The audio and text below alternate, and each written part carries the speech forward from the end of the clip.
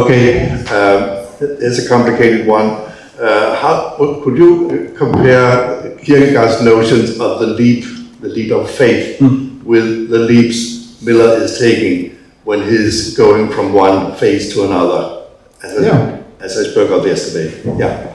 Well, his leaving America is, I mean, he left his ethical duties, right? But what did he do? Did he do that in order to pursue, you're probably familiar with Kierkegaard's stages, right? Did he pursue the religious stage afterwards? Or was it just the aesthetic stage? Or was it a reverting back to that? I would argue for the latter, right? But, and by the way, not making the point in my dissertation that Miller followed these steps, you know, and tried to become a saint in that way, specifically not during the 30s. But yeah, I don't know. I just have this example that I just gave about how Miller tries to uphold, you know, both at the same time following this kind of life and that kind of life. I don't know how to answer that. Would need to analyze what his leaving to France really symbolized according to Kierkegaardian. Yeah, let's leave it at that. Okay. Yeah.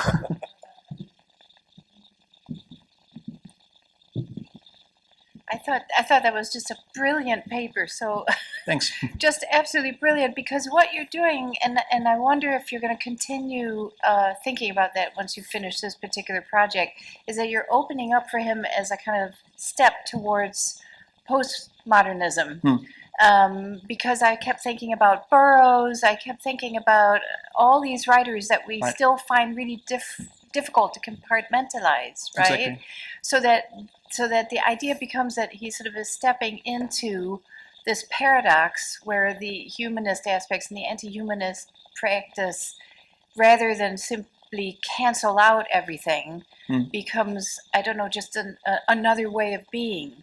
Yeah. So I guess my question is, were you tempted, or is your future sort of ideas on this going to lead it away from the 30s and into the post-war era even? Because I'm always uneasy about this idea that, we have late modernism and then something completely different. Seems to be a misnomer.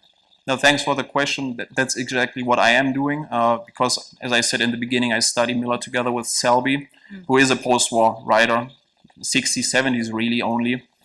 And late modernist theorists actually do suggest that late modernism, you know, continues alongside postmodernism.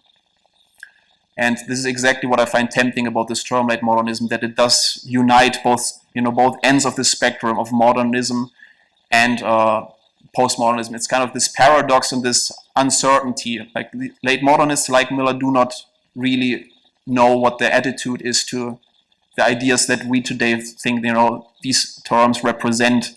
So, no, and if you want to read something that is actually, theoretical and does talk exactly about this link from Miller in particular to the beat culture, if that's what you're right now asking, then I would recommend Guy Stevens's, Anti-Humanism and the Counterculture, I think from 2020. Yeah. That talks exactly about the links there. Who was my PhD student. Oh, so really? No way. Yeah. Okay. But I'm great you're plugging. I'm happy you're plugging this. Yeah, great. Thank you. Yeah.